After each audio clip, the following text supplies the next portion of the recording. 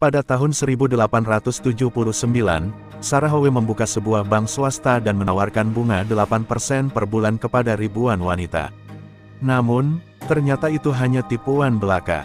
Sarah Howe berhasil mengumpulkan $500 juta dari para wanita yang terpedaya oleh janjinya. Beberapa tahun kemudian, seorang promotor dari Chicago mengiklankan investasi dengan keuntungan besar melalui apa yang disebut sebagai funway. Skema ini mirip dengan praktik Sarah Howe, di mana promotor tersebut melarikan diri setelah membayar sebagian uang sebagai bunga. Pada tahun 1899, William Franklin Miller mendirikan sindikat Franklin di Brooklyn dan mengklaim telah menemukan rahasia insider untuk bermain di pasar saham. Ia menawarkan keuntungan sebesar 10% setiap minggu kepada para investor. Miller berhasil mengumpulkan rata-rata $80.000 per minggu dan menjadi terkenal dengan julukan 520%.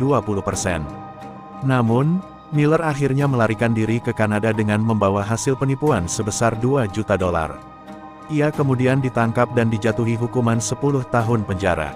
Pada 1990-an, Cadena, pemilik firma Sude, diizinkan oleh pemerintah Albania untuk bisnis investasi dengan janji keuntungan 5-10% per bulan.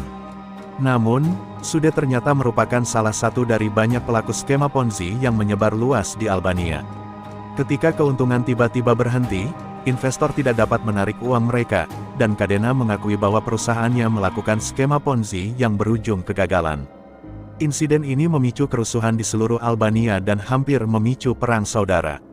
Skema Ponzi pada awalnya menarik banyak orang Albania dengan janji keuntungan investasi yang tinggi. Banyak orang menginvestasikan tabungan dan bahkan meminjam dari bank. Skema ini awalnya mendapat dukungan dari pemerintahan Saliberisa yang terpilih secara demokratis pada 1992. Namun, antara tahun 1993 sampai tahun 1995, terungkap bahwa banyak pelaku skema tersebut curang dan menyebabkan kerugian besar bagi para investor. Para investor bahkan tidak dapat mengembalikan modal mereka. Skandal ini memicu pemberontakan rakyat Albania dan berakhir dengan kejatuhan pemerintahan Saliberisa.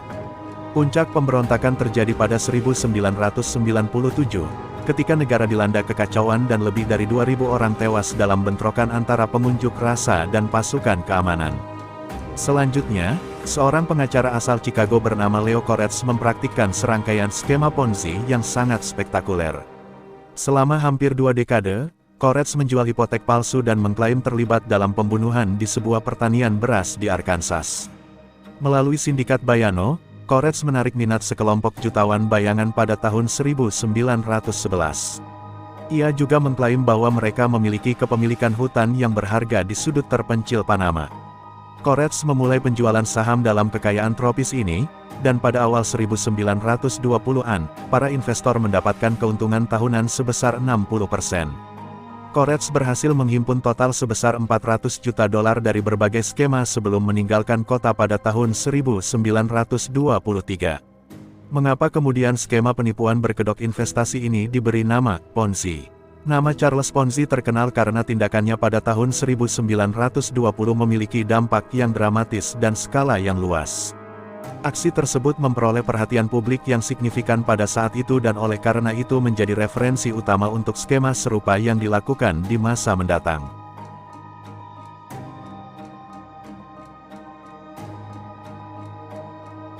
Charles Ponzi, atau Carlo Pietro Giovanni Guglielmo Tebaldo Ponzi, lahir pada tanggal 3 Maret tahun 1882 di Parma, Italia.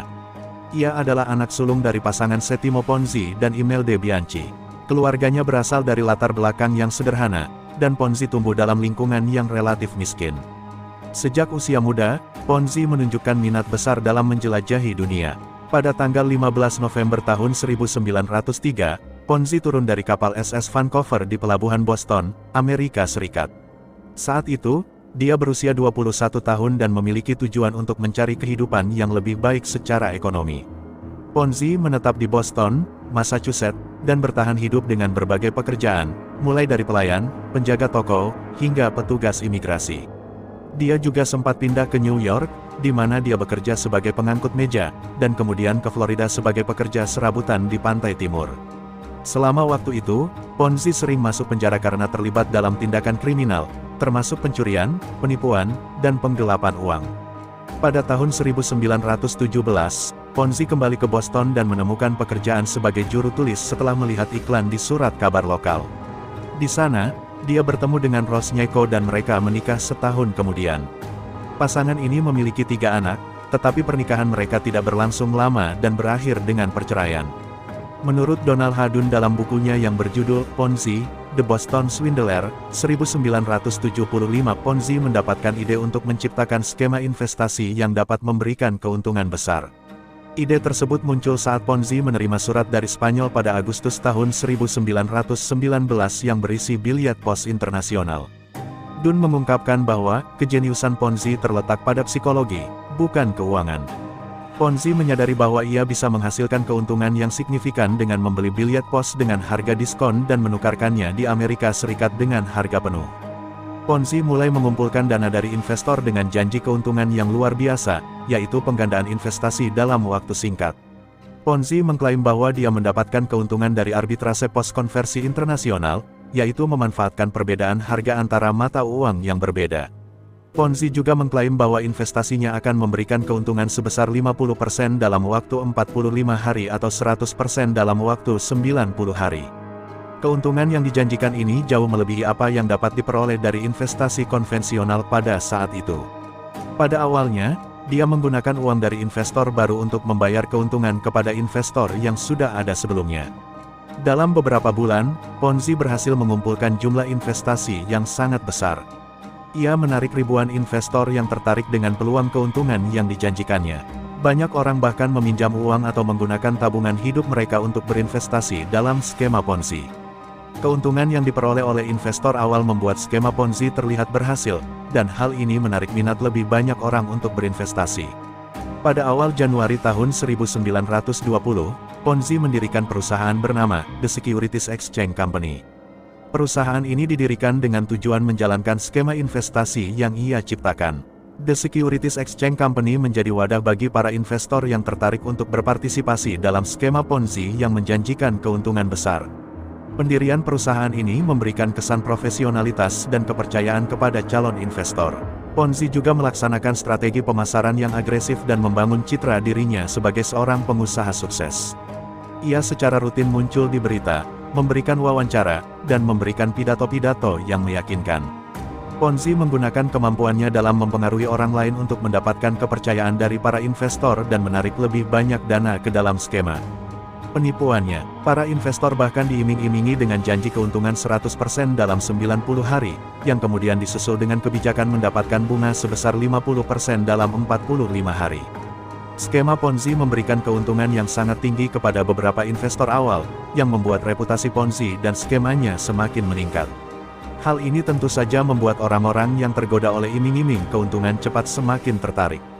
Menurut laporan New York Times pada tanggal 7 Desember tahun 1986, dalam sebulan pertama operasinya, Ponzi berhasil mengumpulkan investasi senilai $870 dari 15 pelanggan, dan dalam 6 bulan berikutnya ia berhasil meyakinkan 20.000 investor dengan keuntungan pribadi sebesar $10 juta. Dalam setengah tahun, ia telah merekrut 40.000 investor dan menjadikan dirinya seorang jutawan. Untuk memperluas jangkauan penawaran kepada investor baru, ia merekrut beberapa agen penjualan yang diberi komisi sebesar 10% setiap kali ada investor baru yang menyetorkan uang. Para agen tersebut kemudian merekrut lagi sub-agen dengan komisi 5% untuk setiap investor baru yang mereka bawa. Dengan strategi pemasaran yang agresif, janji keuntungan yang besar, dan sistem pengembalian investasi yang menggiurkan, Ponzi berhasil membangun jaringan investasi yang besar dan cepat berkembang. Dia Ponzi bahkan memiliki beberapa kantor dari Maine hingga New Jersey.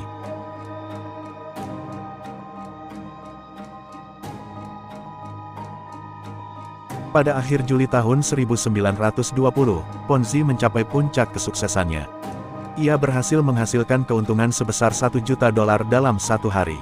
Dengan kekayaan tersebut, ia hidup dalam kemewahan seorang jutawan, sering mengemudi dari rumahnya di pinggiran kota ke pusat kota dengan limosin dan didampingi oleh sopir.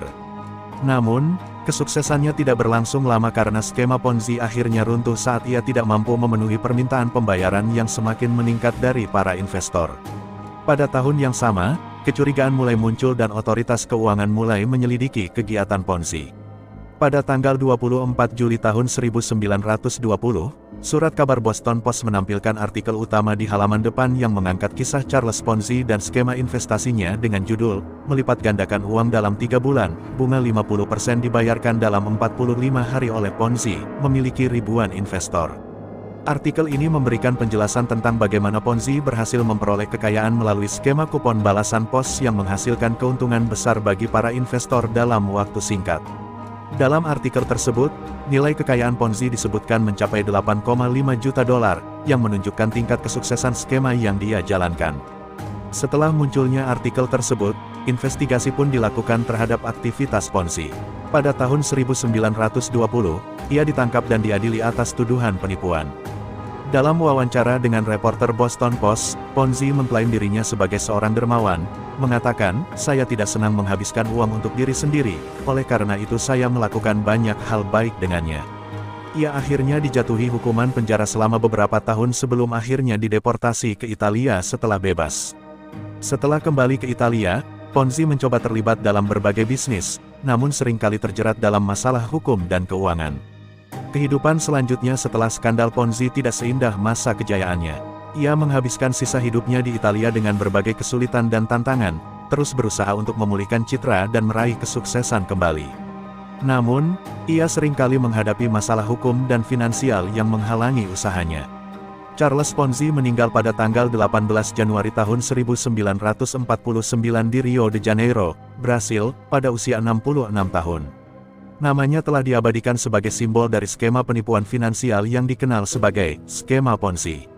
Skema Ponzi adalah jenis penipuan investasi di mana investor awal dibayar dengan uang yang diinvestasikan oleh investor baru yang masuk ke dalam skema tersebut. Skema ini berjalan dengan cara menggunakan uang yang diterima dari investor baru untuk membayar keuntungan yang dijanjikan kepada investor awal, sementara sebenarnya tidak ada investasi yang menghasilkan keuntungan yang nyata. Kisah Charles Ponzi menjadi perhatian publik dan sejarah sebagai salah satu skema penipuan paling terkenal dalam sejarah keuangan.